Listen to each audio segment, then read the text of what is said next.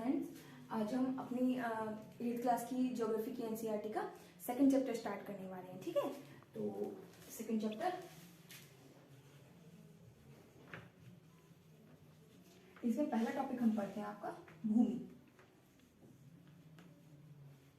ठीक है, भूमि क्या है? भूमि, हमने पिछली वीडियो में भी हमने जाना कि भूमि जो है एक प्राकृतिक संसाधन है।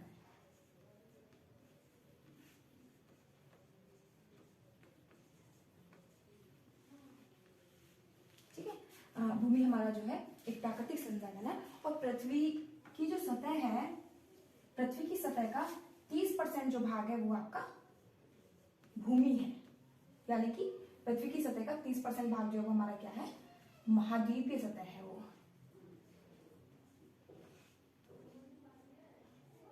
और वहीं इसका मतलब ये हो गया 30% भाग पर अगर महाद्वीप है हमारा, तो 70% भाग जो है हमारी पृथ्वी पर वो जल है। जल का मतलब हो गया वो कैसी सतह है? वो महासागरीय सतह है।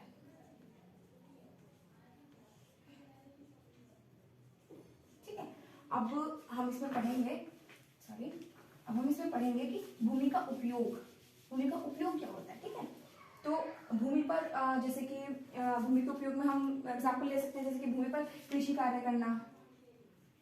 ठीक है, कृषि कार्य करना भूमि पर, या फिर मकान बनवाना, हम अपना मकान बनवाते हैं। ठीक है, आवास वगैरह जिसको बोल देते हैं,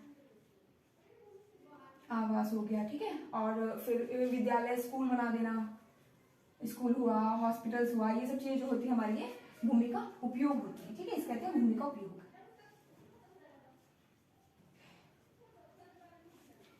अब हम ये भी जानते हैं कि भूमि पर जनसंख्या वितरण असमान है। ठीक है, मतलब जितनी जनसंख्या भारत में रहती है उतनी कहीं और नहीं रहती है। जैसे कि चाइना मतलब नंबर 1 पे है, सेकंड भारत है। कहने का सेंस सिर्फ इतना है कि जितने परसेंटेज में यहाँ पे लोग रहते हैं उतने परसेंटेज में ऑस्ट्रेलिया में लोग नहीं रहते। ठीक है, तो इसके पीछे भी बहुत सारे कारण होते हैं कि भूमि का जो हम उपयोग है या जनसंख्या वितरण जो है असमान क्यों है। ये असमान इसलिए है क्योंकि भूमि का जो उपयोग है उसको कुछ फैक्टर्स जो है इफेक्ट करते हैं। ठीक है, उपयोग को निर्धारित करने वाले कारक, कुछ कारक जो होते हैं वो इसके भूमि के उपयोग को निर्धारित करते हैं।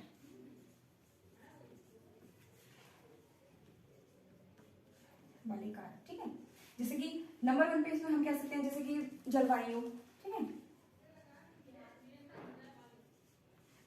अगर यदि किसी क्षेत्र की जलवायु बहुत ज्यादा शुष्क है, ठीक है, तो वहां पर भी जीवन मतलब अनुकूल तरीके से नहीं रह पाएगा व्यक्ति। और अगर कहीं की जलवायु बहुत ही ज्यादा ठंडी है, बहुत ही ज्यादा शीतल है, तो वहां भी आदमी नहीं रह पाएगा। इसका एग्जाम्पल देख लेते हैं, जैसे कि सहारा मरुस्थल है या फिर भारत का थार रेगिस्तान है, तो यहाँ पे क्या है कि यहाँ पे जलवायु बहुत ज्यादा शुष्क है। ठीक है, तो इसलिए वहां पे लोग नहीं रह रहे हैं।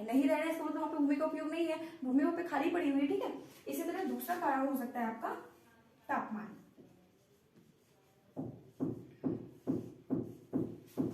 तापमान से भी ये कि अगर बहुत ज्यादा, अगर कहीं पे बहुत ज्यादा गर्मी पड़ती है, ठीक है, बहुत ज्यादा उच्च तापमान रहता है, तो वहां भी रहने में प्रॉब्लम होती है। और कहीं बहुत ज्यादा निम्न तापमान रहता है, जैसे कि लद्दाख का एरिया है जहाँ पे मतलब तापमान जो है 0 डिग्री से भी नीचे चला जाता है, वो भी ग्रीष्म ऋतु में। तो ठीक है, वहां पे भी रहना मतलब मुश्किल हो जाता है। और दूसरा, वहां पे भी मतलब भूमि का जो उपयोग वो नहीं हो पाता।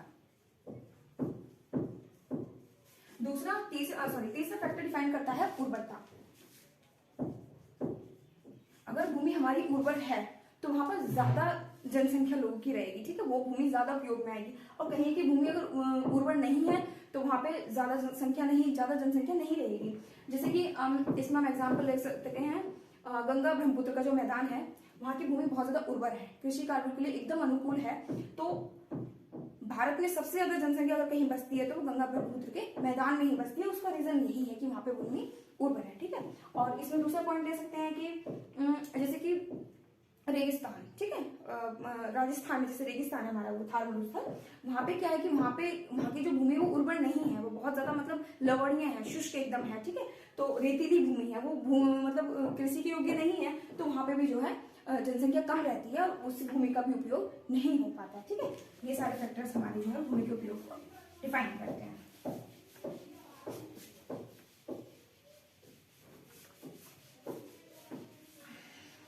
अब जब हम जानते हैं कि भूमि हमारे लिए इतना उपयोगी है, तो हमें इसका भूमि का जो अभी डिग्रेडेशन हो रहा है, मतलब जो भूमि का क्षरण हो रहा है, उसको रोकने के लिए कुछ उपाय करने पड़ेंगे। ठीक है, अब पहले तो हम जान लेते हैं कि भूमि का क्षरण कैसे हो रहा है।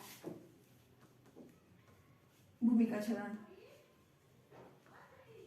देखिए सबसे ज्यादा भूमि का क्षरण हो रहा है जो हम वनों का विनाश कर रहे हैं। वनों का विनाश हो रहा है, अंधाधुंध वनों की कटाई हो रही है, जितना वन काटा जा रहा है उतना लगाया नहीं जा रहा है, इससे जो है भूमि का हमारा क्षरण हो रहा है। ठीक है, दूसरा पॉइंट है कुछ प्राकृतिक कारण भी होते हैं, जैसे कि एक मिनट, जैसे कि प्राकृतिक कारण कुछ, जैसे कि बाढ़ का आना, भूस्खलन, तो ये सब कारण भी जो है ये भी भूमि के क्षरण में योगदान देते हैं। ठीक है, और तीसरा पॉइंट हम कह सकते हैं कि जो उर्वर भूमि होती है, उर्वर भूमि पर जब हम उद्योग स्थापित कर देते हैं, उद्योग स्थापित करते हैं या फिर उसे आवासीय बस्ती बना देते हैं।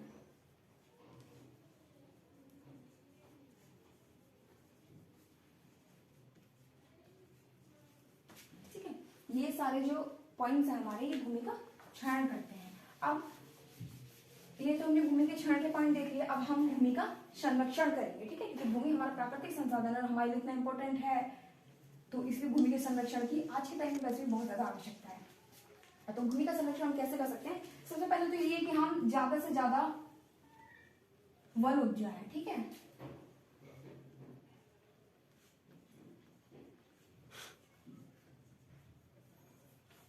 ज्यादा से ज्यादा वन उपजाएं हम। और फिर दूसरा पॉइंट इसमें हो सकता है कि हम जो खेती जो करते हैं, अपनी फसल जो उगाते हैं, उसमें यदि हम रासायनिक कीटनाशकों की जगह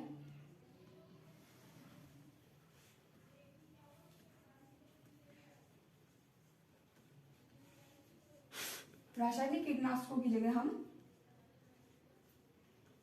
जैविक उर्वरकों का प्रयोग करें।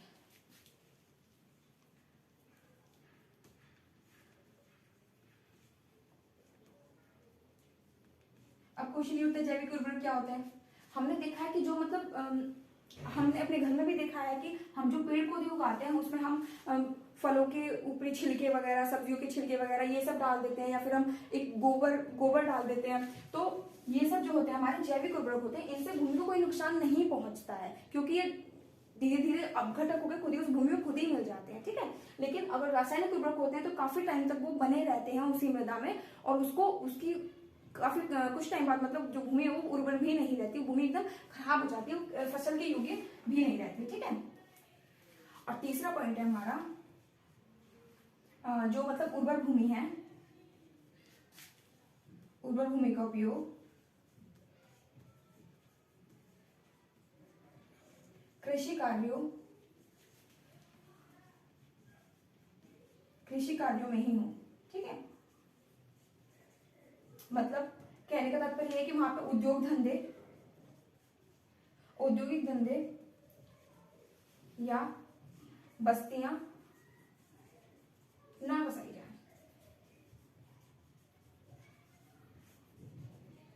देखिए पहले के टाइम में क्या होता था कि मोस्टली लोग गांव में रहते थे, तो जो उनका खेत था वहीं पे वो लोग अपना घर बना लिया करते थे, और वो घर भी कच्चा होता था, मिट्टी का होता था, तो उससे इतना ज्यादा दिक्कत नहीं होती थी। लेकिन अभी क्या है, अभी हम लोग कंक्रीट के घर बना रहे हैं, वो और ज्यादा भूमि में मतलब समस्या पैदा करता है हमारे लिए। तो इसलिए जो है जो उर्वर भूमि है वहां पे हमें मानव बस्तियां या औद्योगिक चीजें नहीं करनी चाहिए। ठीक है, ये सब हम मृदा के संरक्षण के उपाय हैं हमारे। अब इसमें